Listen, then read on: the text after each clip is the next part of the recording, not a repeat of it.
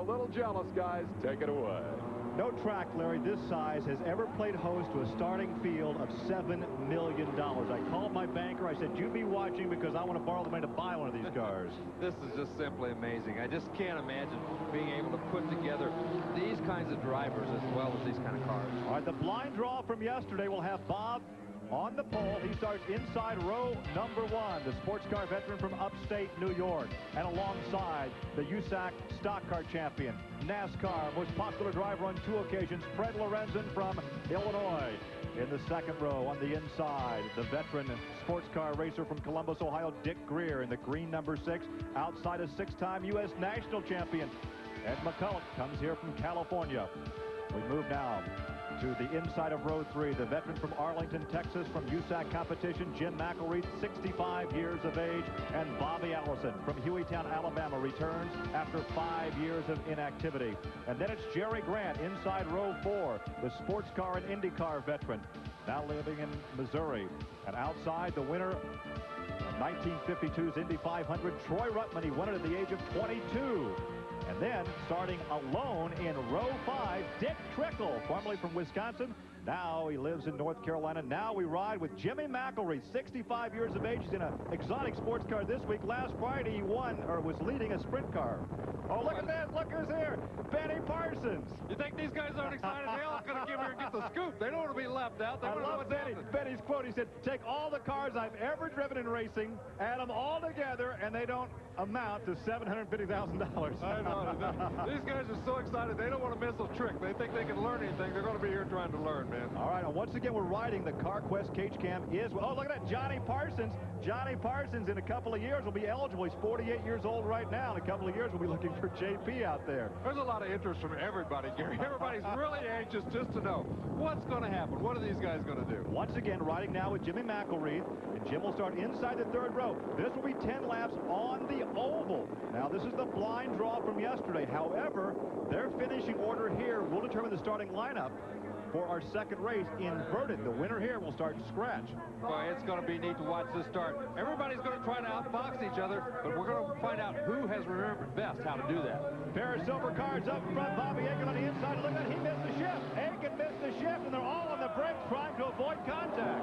Yeah, when they missed that shift up front, everybody on the brake, tires are smoking, everybody going every which way, trying to get around them. But it's battle down the backstretch. Lorenzen had the lead, but there goes number 8. Amazing. That is Ed McCulloch. That's the 6-time U.S. national champion. He's never raced at an oval, and he's out in front. Started outside the 2nd row. Got an excellent start. Lorenzen rides in 2nd. Bobby Allison goes 3rd. Well, I'll tell you what, they must not have been lying. He's been practicing down that return road all these years. Nobody even knew it, man. That's Dick Greer, the green number 6, moving on the inside, coming off the 2nd corner. He pulls alongside of Troy Ruttman. They are side by side into 3. That's McElreath. That's the 10 car right there. Ruttman. McElreath and the 9 car trying to split him. Look at him. He almost got Ruttman. He did get Ruttman. And Trickle gets into him. Trickle right through victory lane. Trickle in the black 11 car. There's a shot from Ruttman. Or no, that's from McElreath. McElreath, the black 9. And there's a shot of the black 11 of Trickle. So indeed, there's Jimmy. He is okay. McElreath is okay. He actually did make contact, apparently, with Troy Ruttman. Well, he tried to stick his nose in there. He tried to get out of it, but he lost the rear end. When he was out of the throttle, that thing got sideways. When he spun, poor old Dick Trickle had no place to go. He hit him, and boy, that car's pretty badly damaged right there. It's been a tough weekend for Dick Trickle. He tried to qualify at Michigan yesterday, failed.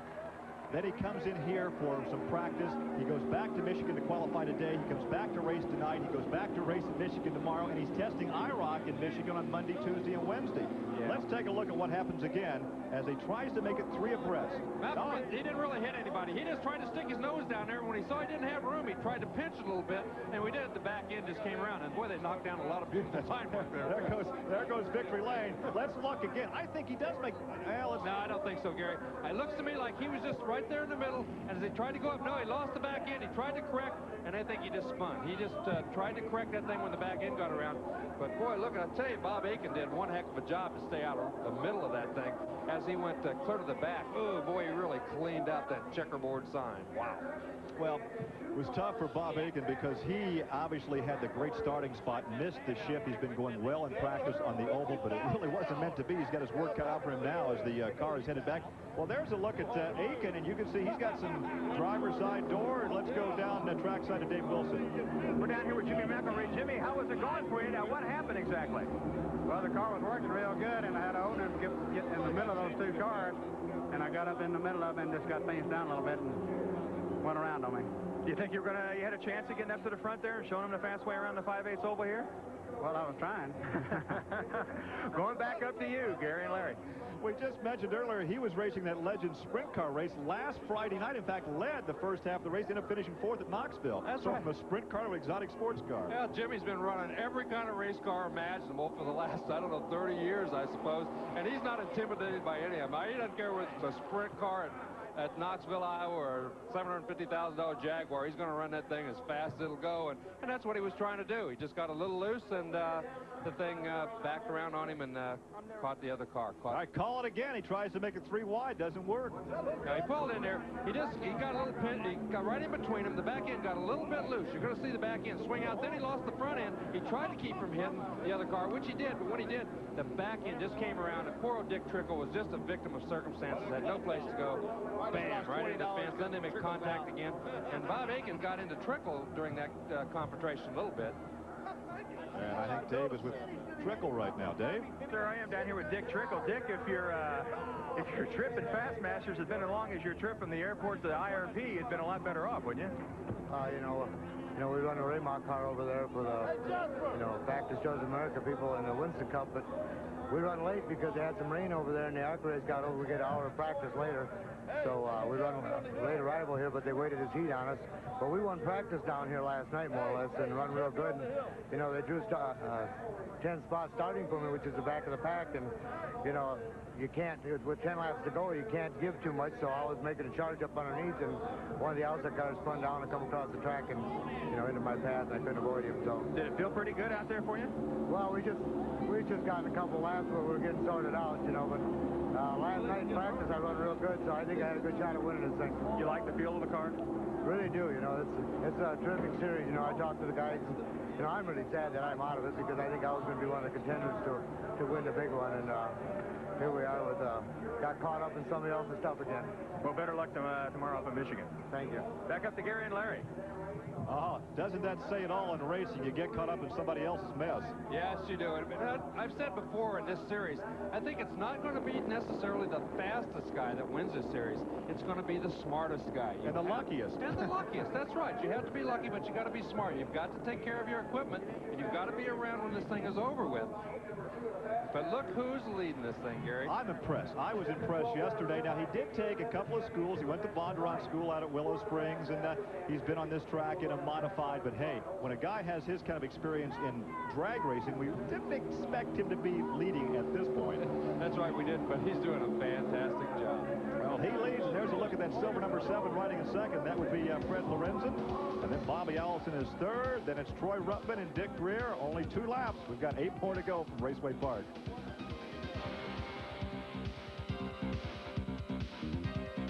When I won the race, despite the rumor that I was younger. There's the green flag. Now we are racing once again on lap number 3, the first of 3 heat races for the Fastmasters. And now the challenge develops for second position. Fred Lorenzen, the silver number 7. He's being challenged there by the green number 3 of Bobby Allison. I think Allison's trying to figure out a way to get around Lorenzen. Lorenzen seems to be holding him up, but Ruttman's right behind him, and Ruttman's down on the bottom side. Looks like he's going to try to give him a... Oh, it's going to take 2. I'm on. Oh, Ruttman spins. Keep it going. Keep it going. Got the fence. Troy Ruttman spins and gets the fence. Oh, man. He looked like he had a shot at getting by on the low side. The chassis It was a great move. And the problem is, Gary, these race cars are fairly heavy. They're about 2,500 pounds, and you cannot just run them in there and stop a slide. Once a slide starts with these things, it's awfully, awfully difficult to get them slowed back and stopped. So that was what happened to Troy. He got in there, he just couldn't get that thing loaded and had to keep going. But look at Jerry Grant there in the dark 5. He was on the top side of Dick Greer's 6 car, but the green stays out. In the meantime, well, McCullough's gone. Lorenzen rides in second, but Ed the Ace looks like he's going to pick up a victory here and perhaps 10 points. Now the yellow comes out. Now the yellow is out. You can see the yellow as they work into the corner as we ride with Bobby Allison. Well, Ed the Ace got a great start on the original start, moved right in the front in the first corner, and he looks to be fairly comfortable out there right now. I think everybody in the drag racing world is as surprised as we are. There's a... these things are fairly fragile, but they might be able to get it fixed. There's some damage there to Jerry Grant. Well, now we ride for the restart with Bobby Allison. He rides back in third. That's fearless Freddie Lorenzen right in front of him. And Ed the Ace McCullough leads the way as they go to work on lap number 5. That's Bob Aiken, who's running fourth in this silver number 2 car. So it's, he's moved all the way from the back. He went clear to the back. Now he's clear back up to 4th position. Yeah, we've got silver car riding in second. That's Freddie Lorenzen. And then the green car of Allison, another silver car of Aiken. Aiken missed the shift at the start, or he may have been out in front right now.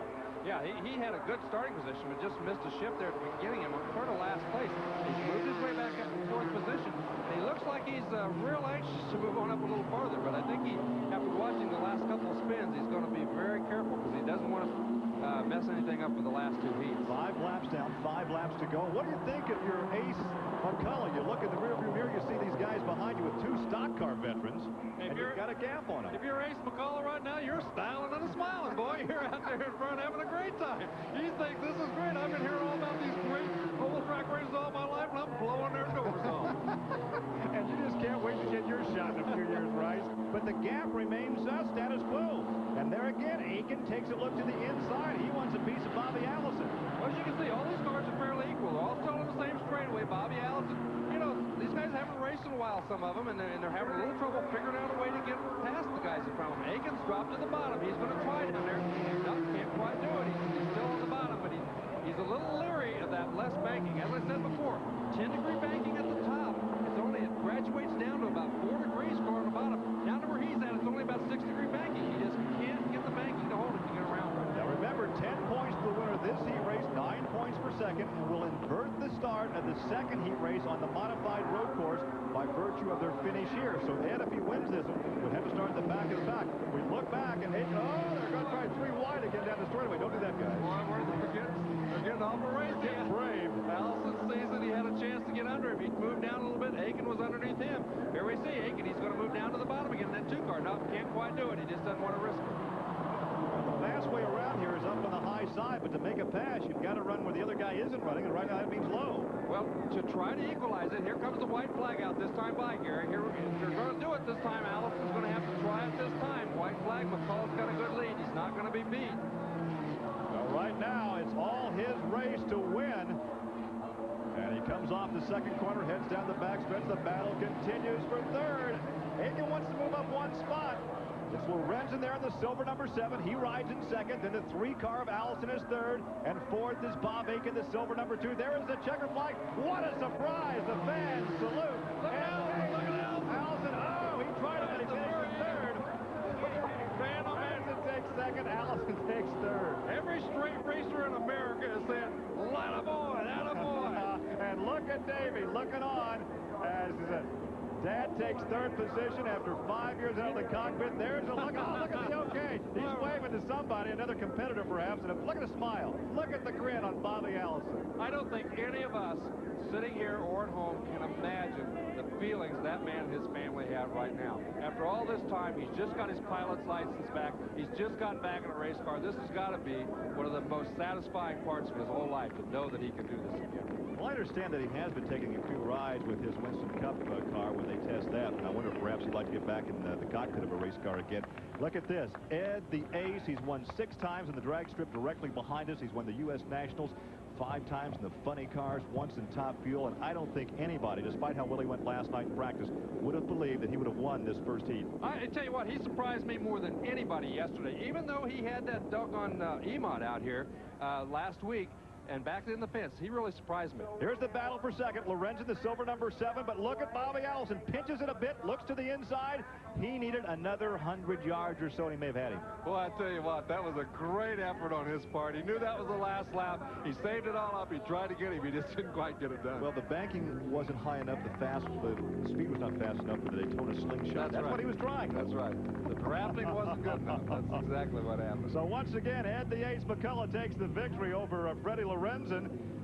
Bobby Allison third, and Bob Aiken was fourth, and a very happy Allison in the form of Davey, his son, who